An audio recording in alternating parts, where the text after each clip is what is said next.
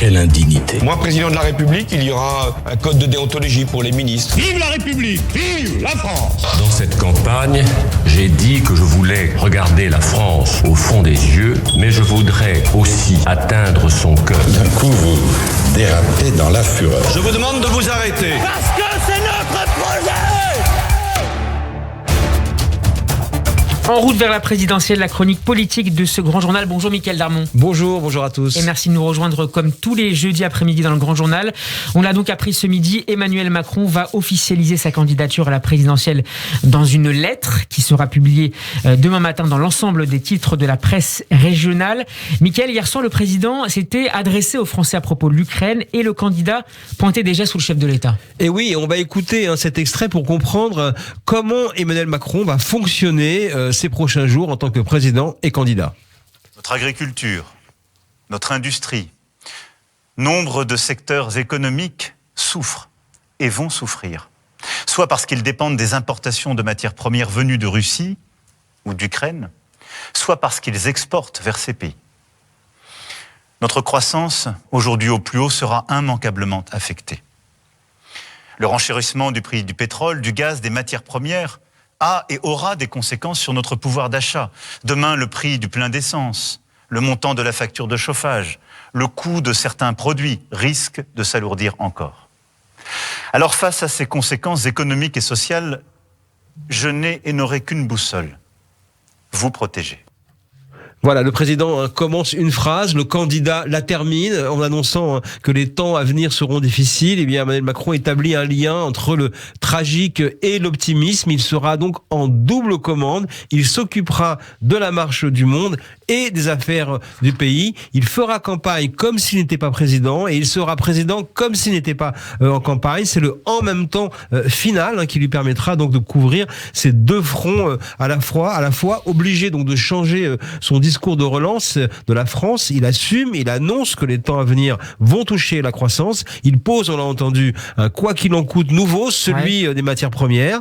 La guerre au cœur de l'Europe, ce sera du sang et des larmes pour les Ukrainiens et des factures plus lourdes pour les Français. Il marque également, Mickaël, dans son propos, une évolution historique.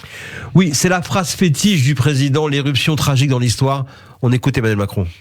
Mais ne nous trompons pas. Ces événements n'auront pas seulement des conséquences immédiates à la trame de quelques semaines. Ils sont le signal d'un changement d'époque. La guerre en Europe n'appartient plus à nos livres d'histoire ou nos livres d'école, elle est là, sous nos yeux. La démocratie n'est plus considérée comme un régime incontestable, elle est remise en cause, sous nos yeux. Notre liberté, celle de nos enfants, n'est plus un acquis. Elle est plus que jamais un système de courage, un combat de chaque instant. À ce retour brutal du tragique dans l'histoire, nous nous devons de répondre par des décisions historiques. Voilà, l'éruption du tragique dans l'histoire, c'est son carburant pour cet homme qui n'aime rien tant que le sentiment de vivre justement les grands événements en train de se faire. C'est ce qui le fait vibrer. Hier, on a à nouveau entendu le vocabulaire de crise de Macron, celui qu'il affectionne, résilience, les vies qui changent, la grande bataille entre les régimes illibéraux et les démocraties. Cet événement vient renforcer au fond ce qu'il a expliqué durant tout son quinquennat, le grand affrontement entre les dictatures et les démocraties face à ces États carnivores que sont la Chine, la Turquie et la Russie. Eh bien, il réaffirme qu'il est à la tête de l'Europe jusqu'en juin et que cette Europe devient une puissance qui s'assume. En clair, les bisounours, c'est fini. On assiste à une bascule depuis une semaine avec des tabous qui tombent. Allemagne et Suède envoient des armes à l'Ukraine, c'était du jamais vu. La guerre en Ukraine est le conflit européen le plus grave depuis la guerre en Yougoslavie. Bref, Emmanuel Macron est en marche vers l'inconnu parce qu'on ne sait pas ce qui va se passer ces prochains jours. Emmanuel Macron qui a évoqué tout de même le rendez-vous de la présidentielle hier soir. Effectivement, et là on a compris, sans qu'il le dise, qu'il prend toute sa place dans ce débat démocratique. Là, le président a commencé la phrase, mais le candidat est resté avec des points de suspension. Mais on a compris aussi que la fin de la phrase aura lieu effectivement à partir donc de ce soir et demain dans la PQR.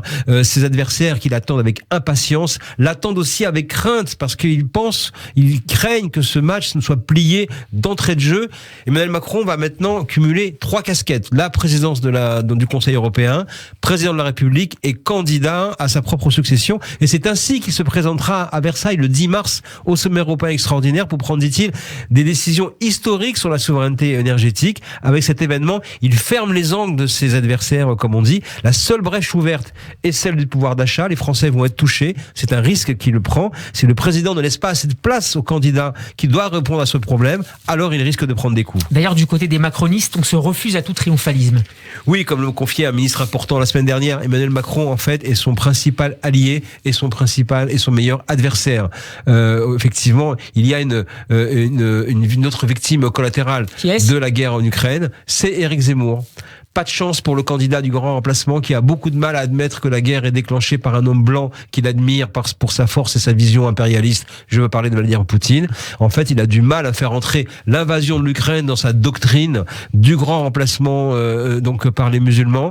Depuis la campagne, sa campagne est partie en vrille. Les sondages plongent vers 12% en ce moment. En fait, Éric Zemmour semble payer son pari qu'il a martelé sur toutes les antennes il y a quelques jours. Il n'y aura pas d'invasion de la Russie, avait-il dit. Et sur son propos cette semaine, son refus d'accueillir les Ukrainiens qui ont choqué jusque dans ses propres rangs.